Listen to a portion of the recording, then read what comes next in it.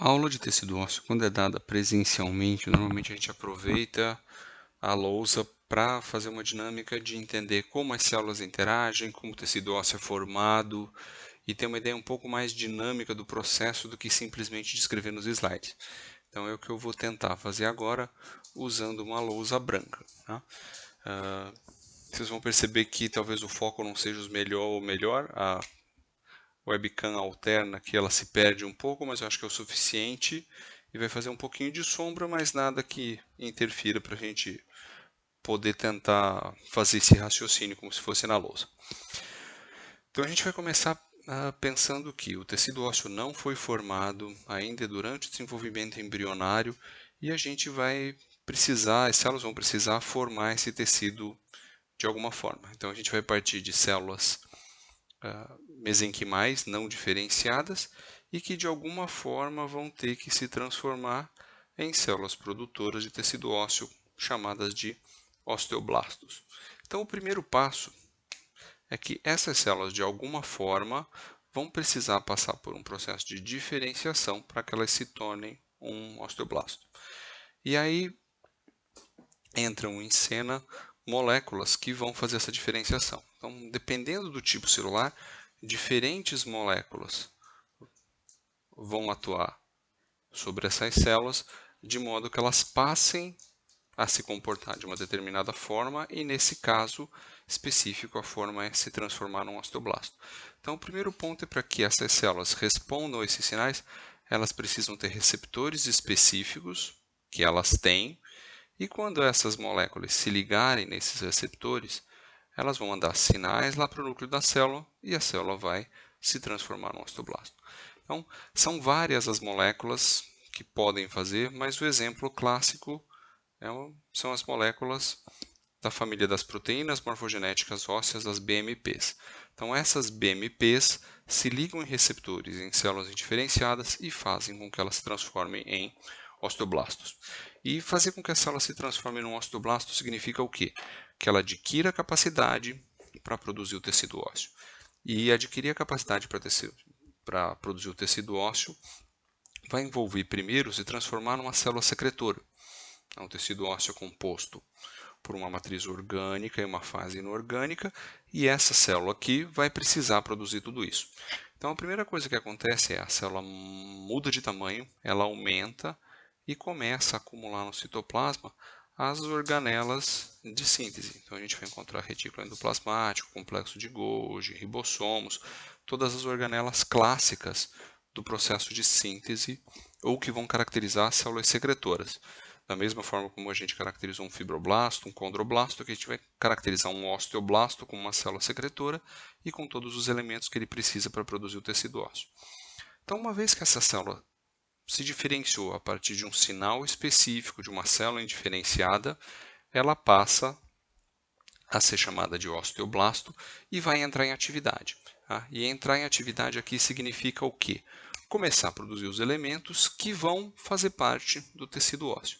Então, didaticamente, a gente vai dividir numa fase inicial, onde ela vai produzir uma matriz extracelular, principalmente colágeno do tipo 1. Então, do mesmo jeito que um fibroblasto sintetizava colágeno do tipo 1, essa célula vai começar a produzir essas moléculas, liberar para o meio extracelular e essa matriz vai sendo formada. Tá? Depois dessa primeira fase, onde ela produz colágeno, ela vai começar a produzir proteínas não colagenosas que fazem parte especificamente do tecido ósseo. Então a gente vai ter osteopontina, osteocalcina, osteonectina, cialoproteína óssea, que vão sendo secretadas e vão se combinando com essa matriz inicial de proteínas colagenosas e organizando esse meio extracelular. Tá? Lembrando lá da aula de tecido conjuntivo, a matriz extracelular pode parecer uma bagunça quando a gente olha na microscopia eletrônica, ou a gente não tem muita noção de como isso acontece, mas ela é absolutamente bem organizada. Tá? Então, um osteoblasto vai produzindo essa matriz orgânica. É importante que vocês lembrem que eu desenhei aqui a diferenciação de uma célula. Tá? E uma só célula, obviamente, não vai conseguir produzir o tecido ósseo todo. Então, nessa fase, o que o osteoblasto faz? ele também vai produzir moléculas que vão induzir outras células mesenquimais indiferenciadas a se transformar em osteoblastos. Então, esse osteoblasto também vai produzir BMPs, e essas BMPs vão agir em outras células mesenquimais e que vão dar origem a outros osteoblastos. Então, isso não vai acontecer com uma célula isoladamente. Isso vai acontecer com várias células ao mesmo tempo. O próprio osteoblasto vai alimentando essa via de diferenciação celular para que outras células se diferenciem e para que o tecido ósseo seja formado. Tá? Então, voltando no osteoblasto, em cada um deles, esse processo vai se repetir. Produção das proteínas colagenosas, produção das proteínas não colagenosas. Tá? Com isso, a gente vai ter uma matriz não mineralizada, chamada de osteoide, que vai ser a base para a formação do tecido ósseo. Uma vez que essa matriz orgânica está formada, a gente vai precisar dos componentes inorgânicos. Então, a gente vai precisar mineralizar esse tecido, basicamente com a adição de dois elementos, tá? Cálcio e fosfato, que vão ser combinados para formar a hidroxiapatita. Qual é a fonte de cálcio e fosfato? Basicamente, todo o cálcio e fosfato que a gente tem no nosso organismo entra no nosso organismo por via nutricional, as células absorvem e a gente vai encontrar esses dois elementos que são essenciais para vários processos celulares na circulação. Então, um dos processos que vai acontecer durante a formação do tecido ósseo é a angiogênese. Novos vasos sanguíneos vão ser formados nesse tecido em desenvolvimento e esses vasos sanguíneos vão ser responsáveis tanto pela nutrição dessas células que estão em desenvolvimento, como pelo influxo local de cálcio e fosfato. Tá? Então, via os vasos sanguíneos em desenvolvimento, cálcio e fosfato chegam aqui nessa região onde o tecido ósseo está sendo formado. Agora vem um ponto importante. Nessa fase onde a matriz está se mineralizando, eu vou precisar que cálcio e fosfato se combinem para formar hidroxiapatita. Mas a gente tem cálcio e fosfato no organismo meio que de uma forma altamente distribuída. Se eles espontaneamente se combinassem na forma de hidroxiapatita, a gente teria a mineralização em vários tecidos que não devem ser mineralizados. Tá? Isso até pode acontecer de forma patológica, é chamada de mineralização ectópica, mas existem mecanismos de controle então para que cálcio e fosfato espontaneamente não se transformem em hidroxiapatita. E como que isso é controlado? Aí vai entrar uma outra fase derivada da função dos osteoblastos. Então, depois que a matriz orgânica foi produzida, depositada, essas células vão secretar algumas vesículas chamadas de vesículas da matriz. E essas vesículas da matriz vão ter no interior delas elementos responsáveis por catalisar essa ligação. Tá? Então eu vou fazer uma vesícula da matriz aqui em cima, a lousa não é muito grande. Então aqui eu tenho uma vesícula da matriz grande, num ambiente onde já tem a matriz que foi formada, onde eu já tenho cálcio, onde eu já tenho fosfato e que normalmente eles não se combinam. Então o que essa vesícula da matriz permite? Então, eu só esqueci um ponto. Por que é que essas moléculas não se combinam? Porque o ambiente aqui tem vários inibidores dessa ligação. Não é uma ligação fácil de acontecer. Então, com inibidores e sem nenhum catalisador, eles não se combinam. O que as vesículas da matriz que foram produzidas aqui pelos osteoblastos vão fazer? Elas vão permitir com que o fosfato entre aqui, com que o cálcio entre, mas os inibidores dessa ligação vão ficar para fora. Então agora eu tenho um ambiente com cálcio, fosfato e sem os inibidores. E para catalisar essa reação, eu vou ter uma substância aqui nessas vesículas da matriz chamada de fosfatase alcalina. Normalmente a sigla é ALP. Então, com a ação da fosfatase alcalina, cálcio e fosfato dentro aqui das vesículas da matriz vão se combinar na forma de um cristal de hidroxiapatita. E esse cristal de hidroxiapatita, nesse ambiente favorável, vai crescendo, até que ele vai romper essa vesícula. Com o rompimento da vesícula, a gente ainda vai ter resíduos de fosfatase alcalina, e mesmo com os inibidores teciduais, a mineralização vai continuar, porque o cristal já foi formado e agora é mais fácil, com uma área grande já desse cristal formada, que ele continue do que no início do processo. Então isso também, do mesmo jeito que não foi só um osteoblasto que fez esse processo, não vai ser só uma vesícula da matriz. Isso vai acontecer em várias dessas vesículas, então muitas vão ser secretadas, e esse tecido todo, então ele vai tendo a presença de grânulos. Eu apaguei a matriz para facilitar a visualização, mas a gente vai tendo então essa deposição até que esses centros de mineralização comecem a se fundir e eu tenho a mineralização do tecido ósseo de uma forma geral. Então, os osteoblastos depositaram a matriz, produziram as vesículas da matriz com fosfatase alcalina, que catalisou a ligação de cálcio e fosfato para formar hidroxiapatita. Então, com isso, eu tenho a formação e a mineralização do tecido ósseo. E o que acontece com os vasos que estão aqui? Com os núcleos de mineralização ao redor dele, eles vão ficar em canais não mineralizados dentro do tecido ósseo. O que vai acontecer com as células que estavam aqui? Os osteoblastos também vão ficar dentro de lacunas de canais não mineralizados e vão passar por um processo de diferenciação agora para que eles se tornem osteócitos. Então vai reduzir a quantidade de organelas na célula. Ela não tem um nível de atividade tão grande de síntese quanto os osteoblastos e ela vai emitir alguns prolongamentos que vão comunicar essa célula com outros osteoblastos e com os vasos sanguíneos, e ela vai ficar então aprisionada dentro de uma lacuna. Então eu tive a diferenciação de um osteoblasto que produziu todo esse tecido e que depois se diferenciou em um osteócito. Então é um estágio de diferenciação do próprio osteoblasto. Se vocês lembrarem lá da aula de tecido conjuntivo, fibroblastos podiam virar fibrócitos que voltavam a ser fibroblastos. Aqui, osteoblastos viram osteócitos, mas osteócitos não voltam a se comportar como osteoblastos. Então, é um estado terminal de diferenciação. Então, essa seria a fase inicial para formar o tecido ósseo. Como a gente não tem muito espaço, vamos dar uma reorganizada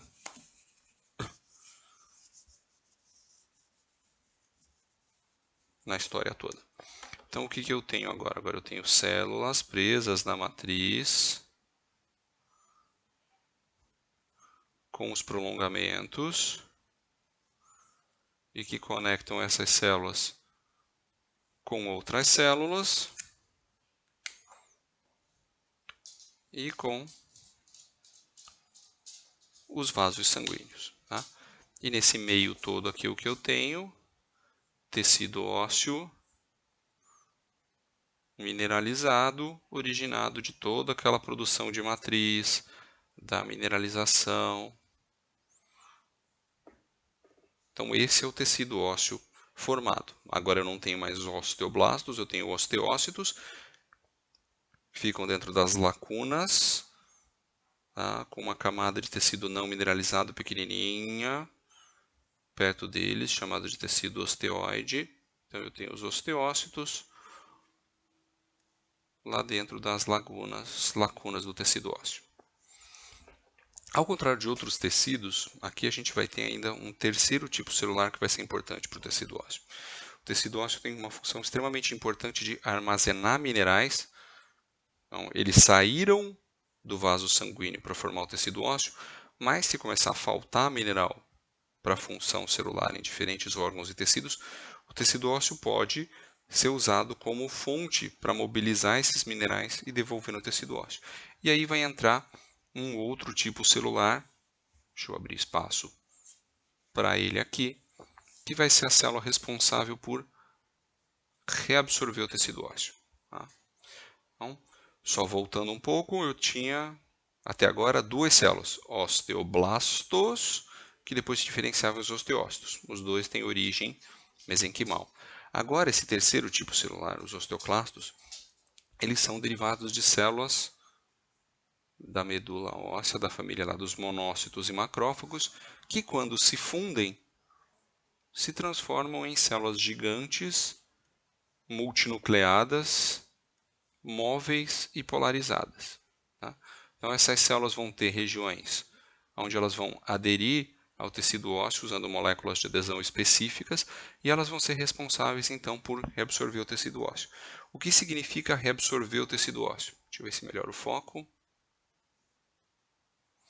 Significa desfazer tudo que os osteoblastos fizeram. Tá? Então, o que os osteoblastos fizeram? Produziram a matriz orgânica e depois desmineralizaram. Então, vamos desfazer isso seguindo o caminho contrário. Qual a primeira coisa que os osteoclastos precisam fazer? Desmineralizar o tecido. Tá? Então, desmineralizar o tecido significa pegar a hidroxiapatita que está aqui e desmontar ela novamente em cálcio e fosfato. Como que a célula vai fazer isso? Lembrem como foi formada a hidroxiapatita a partir de uma molécula, de uma enzima chamada fosfatase alcalina.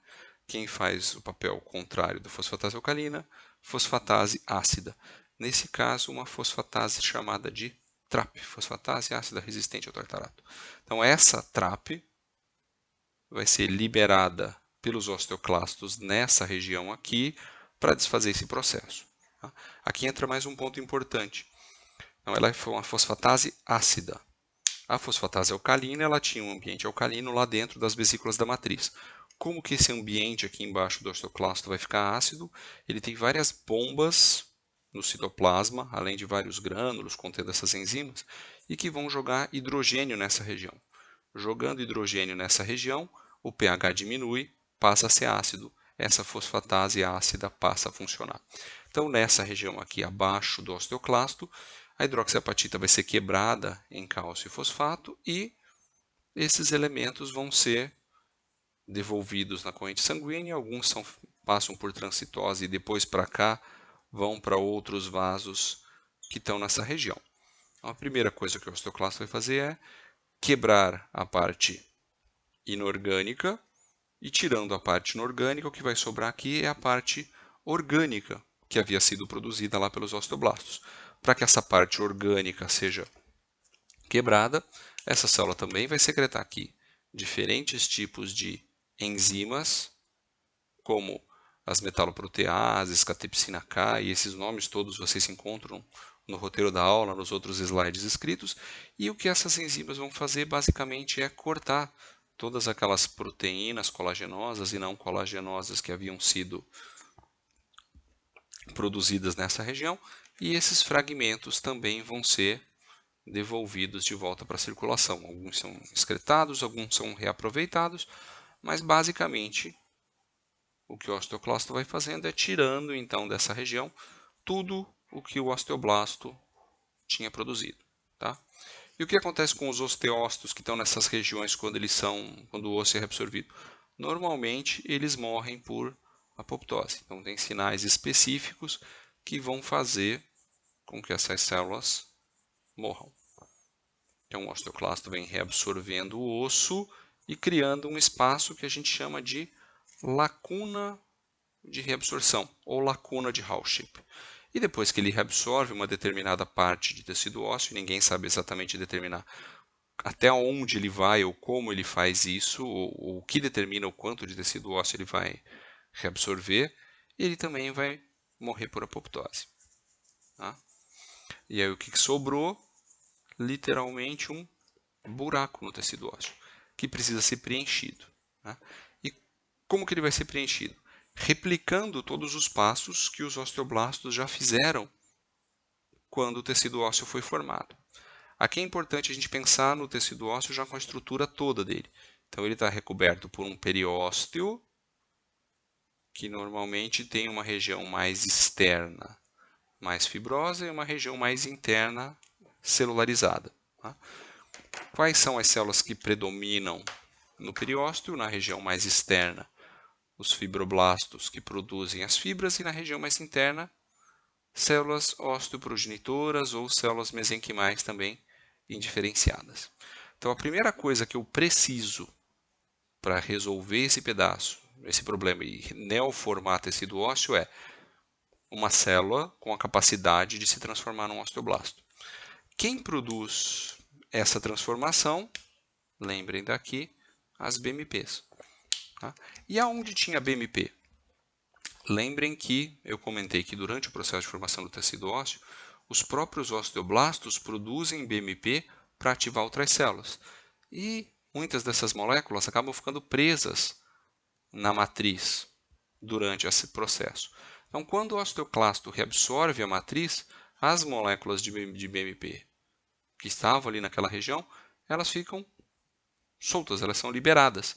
E aí elas podem agir nas células indiferenciadas lá do periósteo, e essas células então vão se transformar em osteoblastos, elas vão produzir as proteínas colagenosas, as proteínas não colagenosas, elas vão produzir as vesículas da matriz, então elas vão replicar todo o processo que já havia sido feito antes, e depois elas vão se transformar em osteócitos, lá com os prolongamentos, e o tecido ósseo está neoformado. Tá? Então, com isso, eu tenho ciclos de formação do tecido ósseo, reabsorção, que pode acontecer quando tem um dano no tecido, quando precisa mobilizar íons do tecido, por uma necessidade de cálcio fosfato na circulação, disponível para outras células, para outros tecidos, ou para adaptar a carga funcional à resistência do tecido ósseo. O osso vai ser reabsorvido, vai ser neoformado. Tá? Então, esses ciclos de formação e reabsorção de tecido ósseo são característicos do tecido e extremamente importantes para a manutenção da integridade do tecido ósseo e para todos os tipos de adaptação, e pela participação do tecido ósseo em conjunto com outras células, órgãos e tecidos como reserva de minerais.